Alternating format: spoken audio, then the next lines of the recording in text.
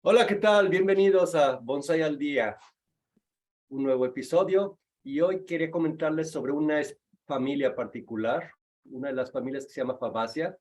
Es la tercera familia más grande de especies de plantas que hay en este planeta. La principal siendo las margaritas. La familia de las margaritas tiene más de 32,000 especies. Después vienen las orquídeas y en tercer lugar están las Fabaceas. Casi todos en Latinoamérica las conocemos muy bien y las hemos utilizado en diferentes especies. Tiene más de 19,000 especies en el mundo. Principalmente se concentran entre América y África, aunque hay algunos ejemplos en Europa y en Asia. De hecho, en el mundo de bonsai, probablemente en Japón, la fabácea más conocida sería las wisterias, pero es una enredadera no tan interesante, aunque sus floraciones es muy apreciada. Pero nosotros tenemos una gran cantidad de especies, en algunos casos con espinas, en algunos casos sin ellas. La gran mayoría tiene hojas compuestas, ya sea compuestas sencillas, bipinnadas o más complejas. Y aquí les traigo una especie particular en México, Difisa cartagenense, conocida en maya como tzutzuk. Tiene la característica de follaje bastante fino y carente de espinas. A diferencia del rain tree, que conocemos mucho, Chlorolecum, también pertenece a la familia de las fabáceas, así que los rain trees también pertenecen a la familia de las fabáceas. Las hojas son similares, un poquito más pequeñas y reducen mucho más la de la difisa, pero a diferencia de ellas, carece de las espinas típicas de los rain trees. Otra especie típica que conocemos mucho sería, por ejemplo, Hematoxylum campechanum. Hematoxylum campechanum tiene las hojas un poquito más grandes, ligeramente más anchas que las del rain tree. También es una fabácea y también lo utilizamos muy comúnmente en el mundo de bonsai aquí en Latinoamérica. Así que los hematoxyliums o el palo de Campeche, como a veces le llaman, o árbol de la sangre, etcétera, es otra fabácea muy conocida y de hecho fue una fabácea que se utilizó la madera y se utiliza inclusive actualmente la madera para extraer un compuesto que se utiliza en medicina y hace 100 años se utilizaba para teñir la tela de color negro o de color rojo. Otras, por ejemplo, algunas que les llaman espinillos, etcétera, que tienen follaje bastante compacto. En este caso, esta es Javardia albicans. Javardia albicans tiene los internodos bastante cercanos, hojas pequeñas, pero otra vez posee estas espinas que pueden ser ligeramente peligrosas. Una que se utiliza mucho en Brasil, caleandras. Las caleandras típicas nos encantan por la floración, pero también por la ramificación. Hay una gran variedad de especies, pertenecen a la misma familia de las fabáceas, también hojas compuestas, bipinnadas, muy bella, su formación, si se fijan el tamaño de las hojas, pues es mucho más grande.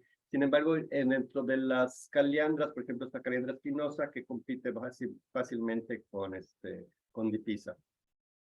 Existen algunas como las casealpinas. Hay una gran variedad de especies de casealpinas que ya se están utilizando en el mundo de bonsai en Latinoamérica. Son también bastante bellas, tienen algunas características, carecen de espinas en la gran mayoría de ellas, lo cual es bueno. Sus hojas son bipinnadas, o a veces compuestas, y son bastante accesibles, solo que son algo quebradizas. En fin, existe una gran cantidad de especies.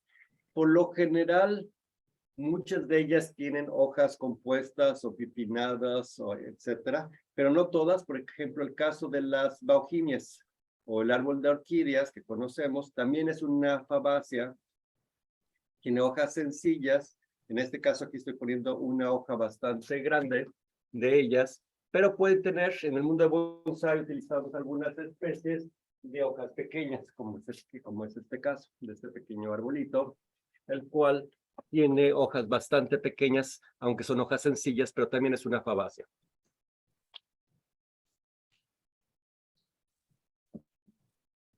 Las podemos sembrar desde semilla y crecen rápido. Estas semillas las traje de República Dominicana hace poco. Ya están creciendo muy bien. Gracias, Leo.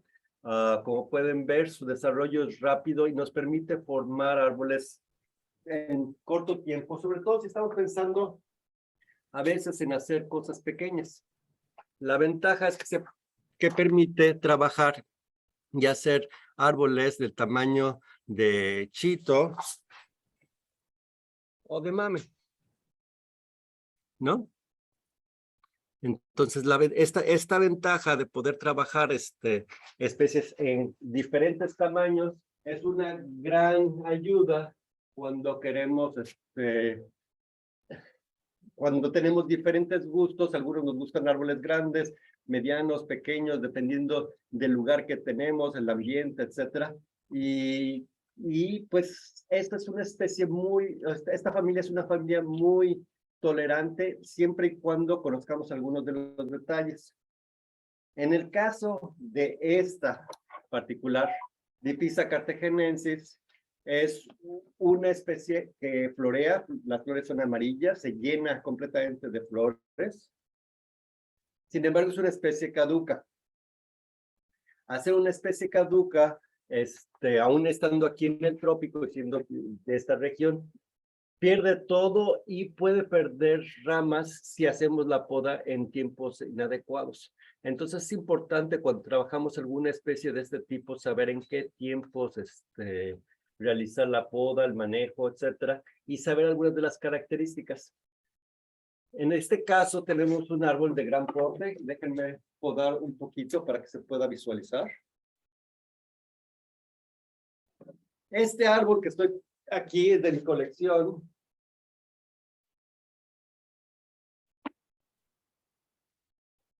Y algo que se tiene que hacer al principio cuando tenemos un árbol grande es poder definir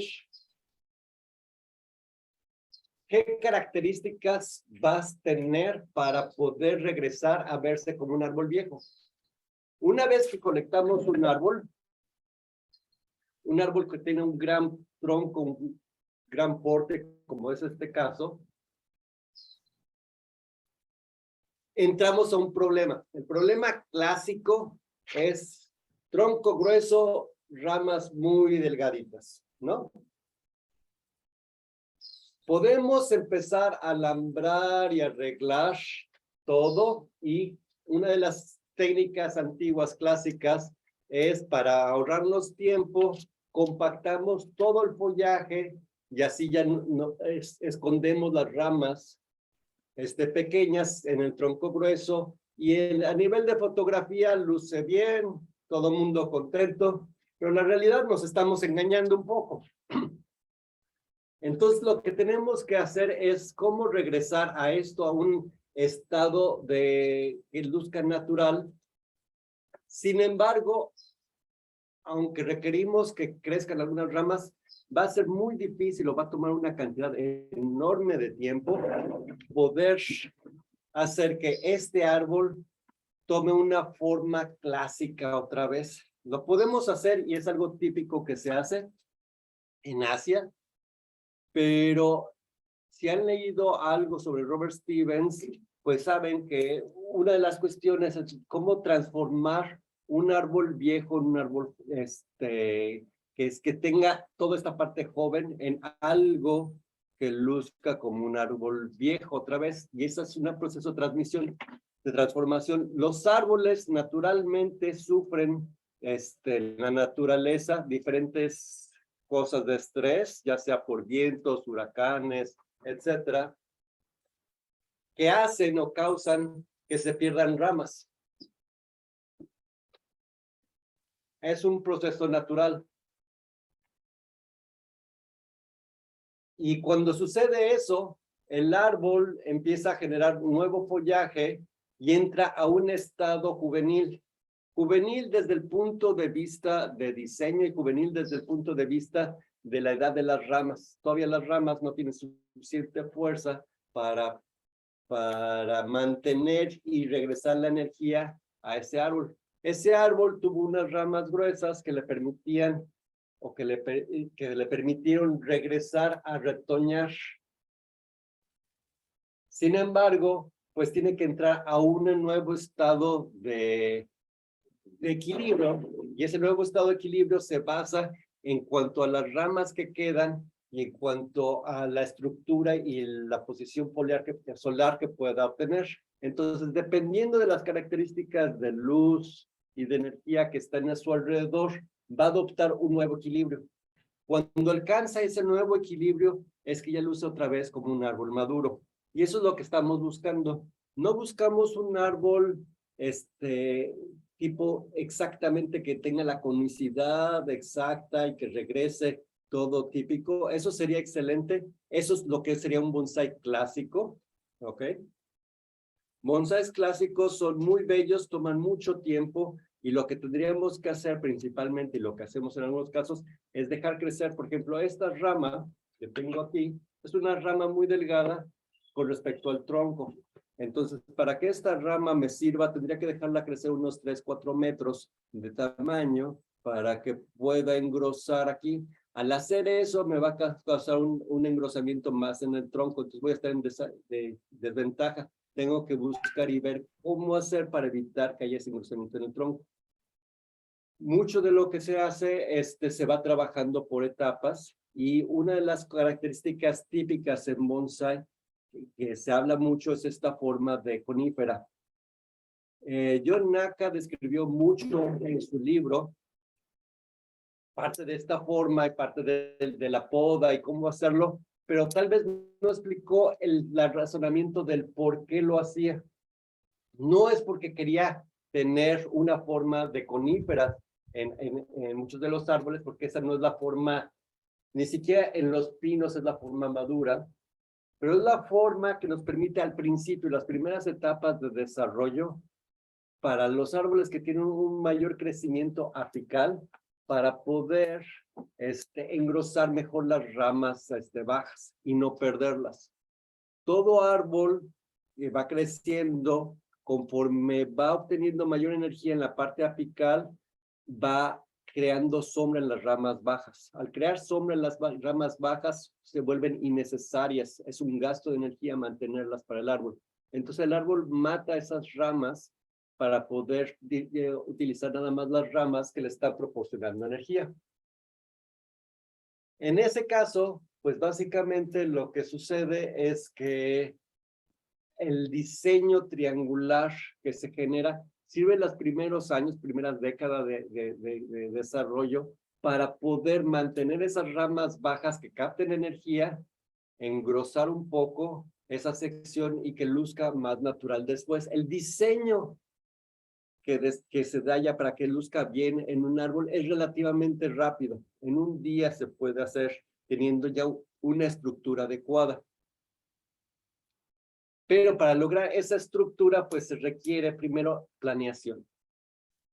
Entonces, regresando a un árbol colectado que no va a ser triangular, lo que tengo que pensar aquí es qué ramas necesito engrosar y tener movimiento acorde al diseño que yo quiero.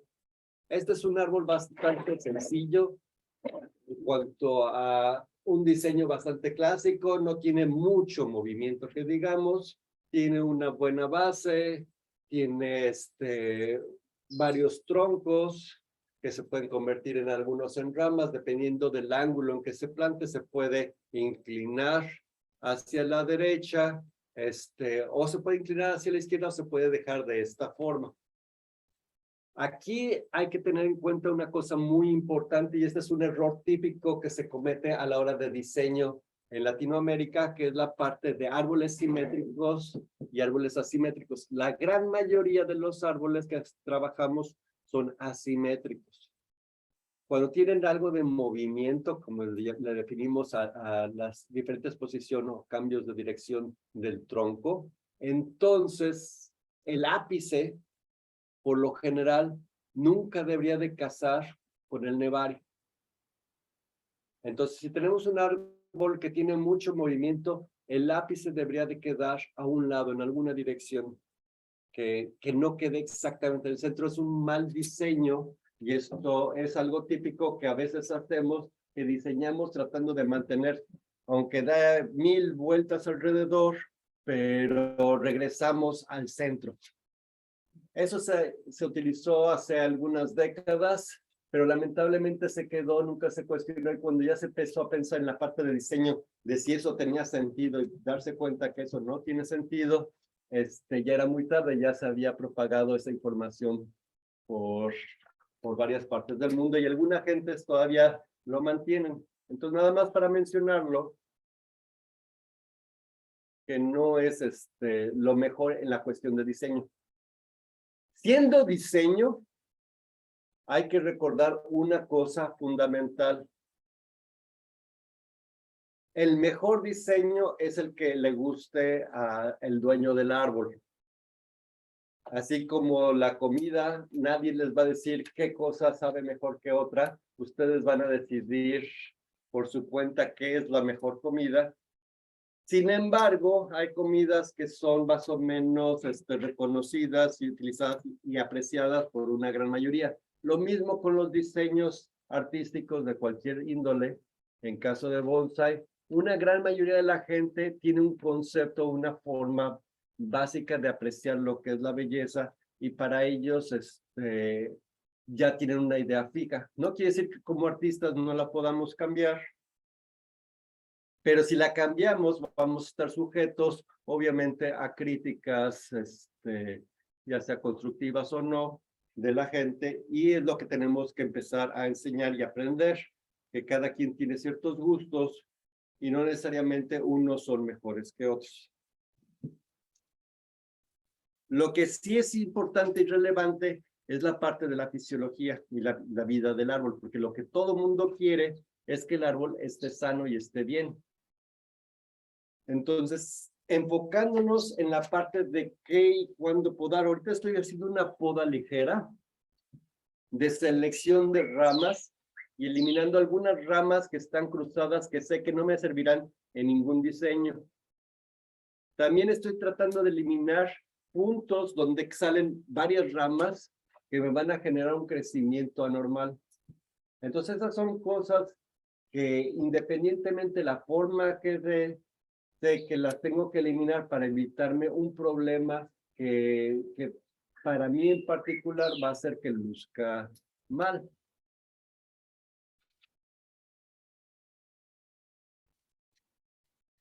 Las fabáceas tienen particularidades muy interesantes. Muchas de ellas son, tienen nódulos en donde desarrollaron una simbiosis con bacterias de la fijación de nitrógeno. Muchas plantas no pueden hacer eso. En el caso de las fabáceas, en estos nódulos sí lo pueden hacer y gracias a eso se pueden utilizar para mejorar la calidad de la tierra de muchos lugares. Obviamente todo el mundo conoce diferentes fabáceas en la alimentación, ya que son típicas en la cocina de casi cualquier país, desde frijoles,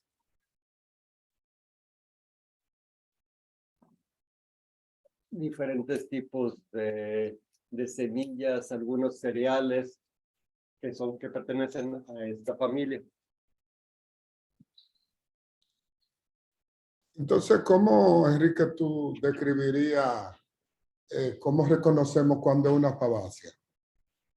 Buena pregunta. Primero, las flores son muy variadas. Hay flores como por ejemplo las caliandras o mimosas, que son como pequeñas bolas llenas de flores todo alrededor. La gran mayoría de mimosas tiene eso y todas las caleandras tienen ese tipo de flores muy llamativas. Pero hay fabáceas, como por ejemplo la bauhinia, que la flor es como la de una orquídea, ¿no? Y de esa forma hay varios tipos de fabáceas. Así que la flor no es una forma sencilla de definir qué es una fabácea. Las hojas compuestas en muchas de ellas, como en este caso de esta especie, tampoco necesariamente es una... no todas las especies van a, de árboles que tienen hojas compuestas son fabáceas. Hay varias especies, por ejemplo, burseras, que tienen hojas compuestas que lucen muy similar. Entonces, no es tan sencillo de decir, mira, es una hoja compuesta, parece que como un rain tree va a ser o una casalpina o una caliandra, definitivamente va a ser una fabácea. No es tan sencillo. Se dividen en diferentes géneros y dependiendo de los géneros, la floración influye en su identificación, pero no es algo sencillo. Principalmente es por la forma de las semillas, de las vainas en donde se ponen las semillas. Por lo general tienden a ser vainas con múltiples semillas y eso es típico de la gran mayoría de ellos. Entonces el fruto es principalmente de las características que nos dice que es una fabácea. Se pueden acordar, por ejemplo, los frijoles, donde vienen, que es como una tira larga y adentro está cada una de las semillas de frijol, igual en la mayoría de todos estos. Entonces, para determinarlo sería entonces la parte del fruto donde mayormente pudiésemos describirlo. Lo que son tipo, le llaman vainas. Sí, exactamente, vainas, sin el mal sentido de la palabra. Sí. Pero no únicamente, como mencioné, esta es la tercera familia más diversa dentro del mundo de las plantas, con 19,400 especies. Son una cantidad enorme de especies. Involucran arbustos, enredaderas, árboles y hierbas. Entonces hay una diversidad enorme. La forma más sencilla actualmente es genética. Hay marcadores genéticos que probamos en el laboratorio y con eso nos dice, pues esta especie, esta es una fabácea, ¿no? Entonces, son las características que estamos buscando cuando definimos alguna especie. Clásicamente, lo que se hacía era ver el fruto o la vaina, las características de la semilla dentro de la vaina, porque tiene una característica muy peculiar, no es simétrica, sino es pues básicamente como un frijol, todas ellas forman una especie como de frijol, y esas son características típicas de las fabáceas. Y algunas características, pues realmente pueden ser perennes o pueden ser de temporada. Como mencioné, las flores varían bastante. Corteza puede ser corteza lisa o corteza rugosa, como es este caso. Así que no es tan trivial definir estas especies. Entonces hablamos que la caliandra sería entonces una fabácea también, ¿verdad? La caliandra es una fabácea, exactamente. La caliandra es una fabácea muy bella, muy utilizada en el mundo de bonsái. Sobre todo actualmente se empezó mucho en Brasil, que tiene una cantidad enorme de caliandras y tienen algunas especies de caliandras muy bellas como la espinosa. Esta especie en particular, Diphysa cartaginensis, no se ha utilizado mucho, principalmente desde esta localidad. A mí me gusta por la floración, se llena completamente de flores amarillas, tiene crecimiento muy rápido, desarrolla muy rápido, tiene corteza dura y puede utilizarse desde tamaño muy pequeño, como les mencioné, desde chito hasta árboles más grandes que no pude traer para enseñarles. Pero se presta para muchos tamaños. El problema principal de la especie es que es caduca. Y caduca en un mundo tropical es un problema porque quiere decir que en esa temporada, la temporada de sequía, en esta zona, está sujeta a perder ramificación fina. La recupera rápidamente, pero esa pérdida de ramificación fina, pues es difícil que uno tiene que estar siempre trabajando para ir desarrollando ramas más gruesas para que nada más la ramificación fina sea lo que se logre perder y se recupere en 2-3 meses una vez que empieza a brotar. Entonces, el trabajo principal en esta especie es tratar de generar estas ramas que queden gruesas e irlas posicionando y desarrollando para que estén en lugares adecuados. Y para eso, por ejemplo, en esta época de desarrollo dejé crecer estas ramas, como vieron, tenía una cantidad enorme de ramificación. Y ahorita lo que puedo hacer es empezar a doblar esto antes de que se convierta en madera súper dura. La madera puede ser bastante dura en muchas de las fabáceas. De hecho, de las maderas más duras en el Macrocilium campechanum, cuando ya la madera es vieja, la madera es sumamente dura. Entonces, muchas de ellas es difícil, pero en este estado todavía es posible doblar y empezar a posicionar en lugares estratégicos.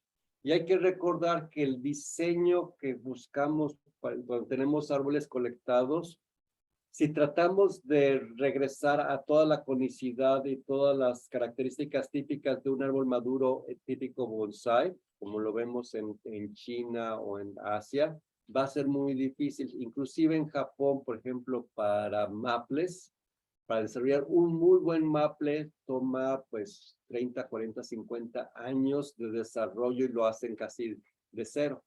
Entonces, hacerlo con árboles colectados en especies, pues toma otra forma de pensar. Si no voy a hacer esa parte conocida y característica de tronco grueso, rama gruesa y reduciendo, entonces tengo que definir cómo voy a hacer que esto luzca como un árbol maduro, pero que sufrió algún evento que hizo que perdiera parte de sus ramas, porque este árbol obviamente pues tenía varios metros de altura. Entonces al perder eso, pues tiene que regresar a un nuevo equilibrio. Entonces lo que buscamos básicamente en esto es cómo regresar a esto a que luz llegue a un nuevo equilibrio, y un nuevo equilibrio artístico. Esa es la parte interesante y ese es el reto que tenemos que hacer cuando estamos trabajando en la parte de bonsai con árboles llamador y con árboles colectados. Entonces, la fabácea está determinada entonces que de rápido crecimiento, porque según veo el campeche y la mayoría de árboles que conocemos en ese sentido, se desarrollan muy rápido, son prácticamente, le gusta mucho el sol y todo lo demás. Efectivamente, las fabáceas, por ejemplo, allá las retamas, que son fabáceas, son de crecimiento muy rápido. Casi la gran mayoría de las fabáceas crecen extremadamente rápido. No quiere decir que en lugares de montaña o eso no haya algunas fabáceas de crecimiento lento, y las hay, y hay varias, pero nuestros lugares tropicales, por lo general, son de los árboles más rápidos en tratar de colonizar y utilizar el ambiente. Yo veo nada más mi jardín y la gran mayoría de los árboles grandes son fabáceas. Su crecimiento es tan rápido que bloquean la luz para el desarrollo o crecimiento de otros árboles, de otras especies. Entonces, una forma de ganar la carrera por la energía para las fabáceas es crecer rápido, darle sombra a cualquier competidor y seguir creciendo. Y esa ventaja la tomamos en bonsai porque nos permite diseñar en menor tiempo. No queremos estar 40, 50 años para generar unas ramas, sino queremos tal vez cuando mucho invertirles unos 4 o 5 años. Este árbol tiene 2 años en que se quitaron todas las ramas y empezó a crecer. Entonces, en este corto tiempo desarrolló una gran cantidad de ramificación y demás, ¿no? Entonces, la ventaja de estas familias es que sí, su desarrollo rápido, sus hojas que aparentan ser pequeñas, en algunos casos no lo son, pero como son compuestas, aparentemente son pequeñas, pues nos ayuda a tener una visión de un árbol grande aún en tamaños pequeños. No quiero dar toda una demostración de cómo cambiar, porque aquí tendría que empezar a alambrar y tengo que trabajar un poco la madera, pero pueden más o menos imaginarse cómo es el árbol. Entonces, este árbol tiene bastante potencial. Me gusta porque es un tamaño ligeramente pequeño en cuanto a que es fácil de manejar, a diferencia de algunos de otros árboles. Otras fabáceas, por ejemplo, aquí pueden ver un Hematoxylum de mi colección también. Si se fijan, tampoco llegó a esta conicidad, sin embargo, el árbol ya empieza a lucir como bonsai porque llegó a un equilibrio de madurez en donde ya empieza a aparecer otra vez como un árbol grande, enorme, maduro. Entonces, tiene toda la parte de la madera oscura del Hematoxylum y puede verse cómo se está desarrollando. Y hay que ser sinceros, podemos tenerlos en tamaño pequeño. Hematoxylum, que es un árbol que tenemos típico en toda nuestra zona, pues es muy versátil también. Es un árbol que tiene madera muy dura, la hoja reduce ligeramente, y una de las formas sencillas y más fáciles de manejar esta especie es siempre recordando una regla. Siempre que cortemos algo de raíces, hay que quitar las hojas.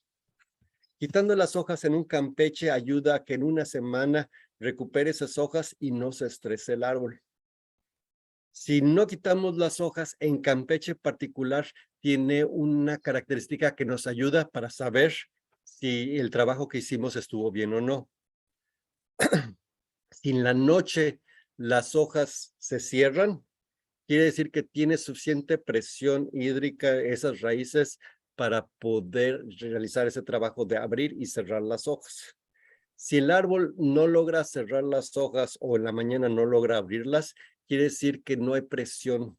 Básicamente, todos los tubos que están absorbiendo el agua de las raíces no están llevando eso a la maquinaria que se encarga en Hematoxylum de abrir y cerrar las hojas. Al igual que en muchas de las fabáceas que tienen ese sistema, no todas, pero muchas de ellas, muchas mimosas, por ejemplo.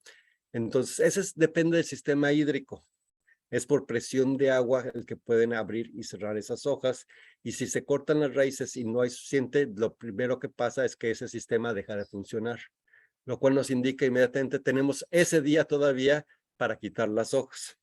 Si no quitamos las hojas, el árbol va a empezar a deshidratarse y va a perder esas ramas o inclusive puede llegar a morir.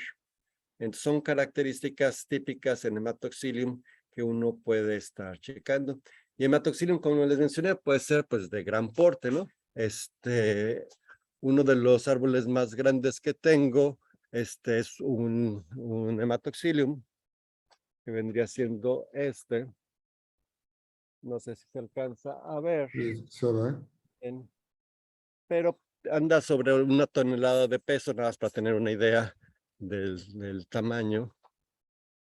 A lo lejos se puede Ahí ver, se ve, sí. A la izquierda. ¿no? Sí, ahí se ve. Otra especie, pues una especie típica de fabácea que usamos mucho serían los rain trees, como es este caso. Y los ébanos. Los ébanos también, follaje muy compacto, madera también muy dura, crecimiento rápido, la corteza se desarrolla, es bastante interesante. Entonces son una familia muy versátil, muy diversa, que en Latinoamérica tenemos una riqueza enorme de ellas. Entonces, al tener una riqueza enorme de ellas, apenas estamos comenzando a aprovecharlas. Me encantó algunas de las pláticas en donde nos mencionaron sobre el espinillo, que es una fabácea, sobre la gente que está empezando en Brasil, en caliandras, que son fabáceas. Son especies que en Japón, en China y en Europa no cuentan con la diversidad y variedad que tenemos nosotros. Como mencioné, la gran mayoría de esas 19,000 especies están entre América y África. Y África todavía no desarrolla mucho de trabajo en ellas.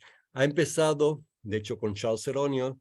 Charles Seronio fue un buen amigo que él de hecho, en su libro describió todas las formas que encontró de bonsai, ¿no?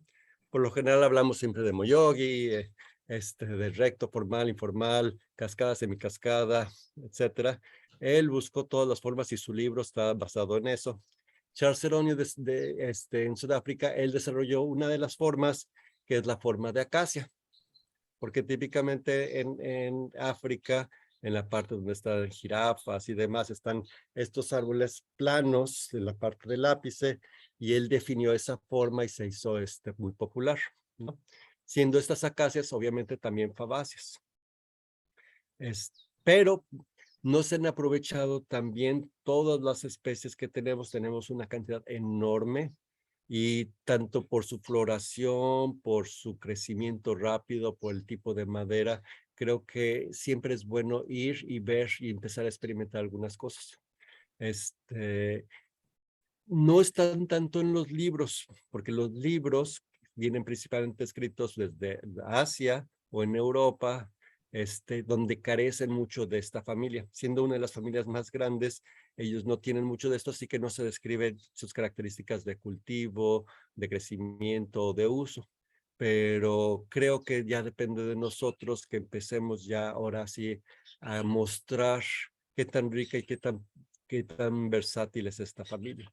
Ahora ya la pavasia comienza a ser parte de la familia nuestra, le identificamos, porque tenemos todo en nuestros árboles, muchas de estas especies, incluso el flamboyán, pudiésemos decir también que es una El pavasia. Onyx regia, sí. Exacto, entonces en definitiva yo creo que son el gran potencial que tenemos en Latinoamérica y el Caribe, porque como menciona, un árbol que lo podemos encontrar en cualquier bosque, en cualquier espacio, en cualquier montaña, y es fácil de recolectar también, no es tan complicado la parte de adaptarse, siempre y cuando se proteja la parte de las raíces, como menciona, y también lo de defoliarse. Pero es importante esto de reconocer las especies y cuáles son las familias que pertenecen a ellas, porque eso nos hace como aprender el parámetro, a cómo poderla cuidar, a cómo poderla trasplantar y cómo trabajarla, porque también son fácil en el tema de posicionarle las ramas, si se conoce la especie y al momento de trabajarla se sigue las condiciones de un poco deshidratarse. El árbol es bien domable, bien fácil de manejarse, de posicionar las ramas. Efectivamente, y también pensar un poco ya después en la parte de diseños que no son coníferas, no son como otras especies, sino tienen sus formas muy peculiares, así como las acacias de África, que tienen una forma muy peculiar de sombrilla, de una sombrilla plana. Las nuestras, la gran mayoría no lo son de esa forma, sí las hay en algunas partes de Latinoamérica, pero muchas de ellas tienen formas más frondosas que podemos aprovechar y utilizar.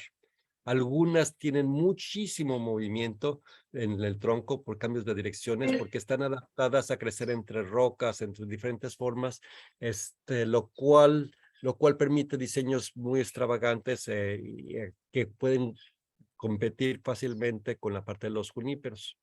Entonces, es cuestión de irlas apreciando, irlas mencionando para que poco a poco la gente vaya conociendo más de la existencia de esto. Lamentablemente, pues tendemos a apreciar más aquello que ya se conoce, entonces todo el mundo piensa en un junípero, todo el mundo piensa en un pino, tal vez en algún maple, y da como de segunda categoría o tercera categoría algunas de las especies que tenemos, que la realidad, la única razón por la cual eso sucede es porque aquellos países que empezaron eso no tenían esas especies. No, y definitivamente es un potencial que nosotros tenemos en nuestra zona por el clima y como ya está adaptada a todo eso. Y como mencionamos en muchos momentos de que no tenemos la forma de trabajar tanto el pino, esta es una buena oportunidad para hacer buenos bonsai que nos representen en el mundo, porque como dice, no están en todos los lados. Entonces, algo que nosotros podemos sentirnos orgullosos y sentirnos como, usted tiene su especie, esta nos representa a nosotros. Definitivamente estas especies nos representan. Efectivamente, estas familias de la familia que nos representa en Latinoamérica y la ventaja que tenemos es que en todos nuestros países latinoamericanos tenemos especies de esta familia.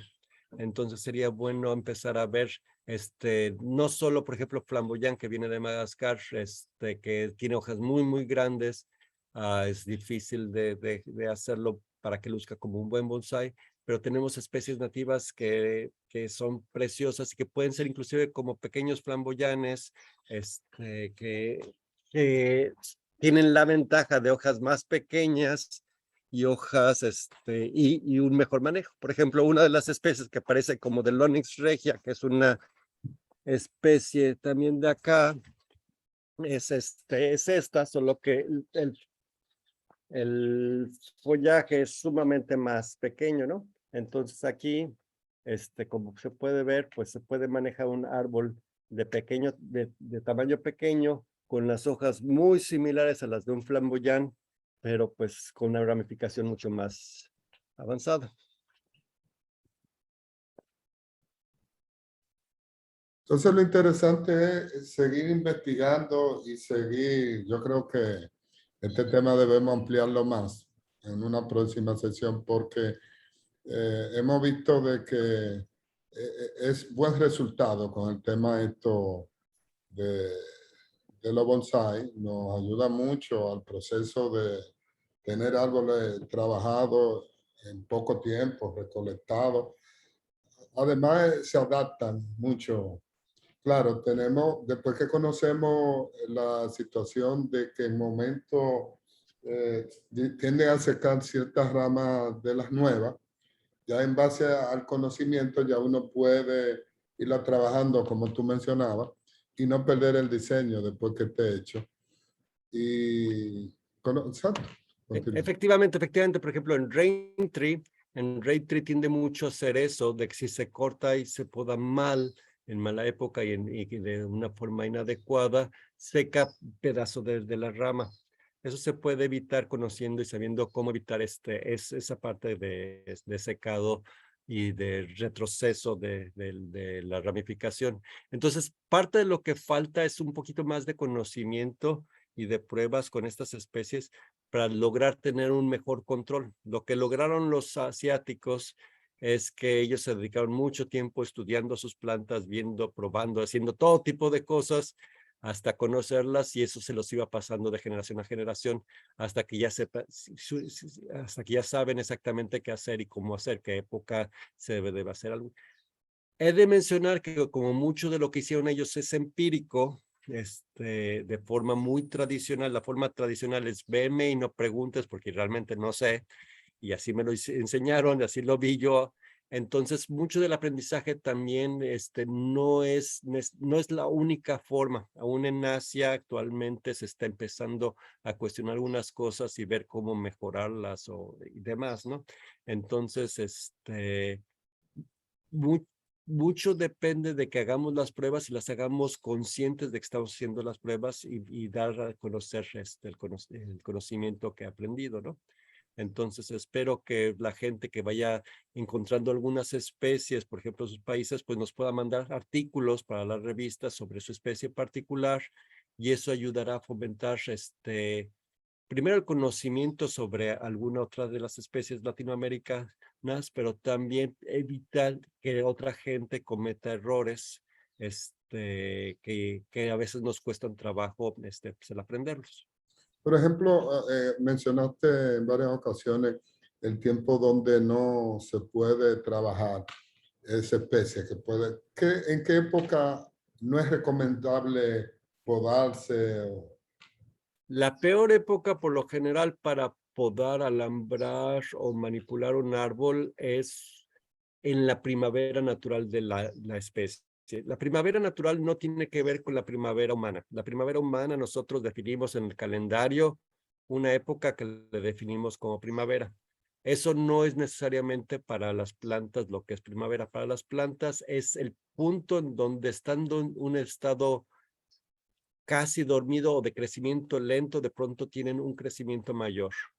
Por lo general en las zonas tropicales es cuando hay un incremento en la humedad ambiental, dada ya sea por la parte de los ciclones y por la parte de que hay un cambio en la temperatura del agua del mar, lo cual genera una mayor humedad ambiental. Y eso les da un cambio de temperatura también en la noche, porque hay una mayor humedad, se mantiene más estable en la noche y empiezan a desarrollar más rápido.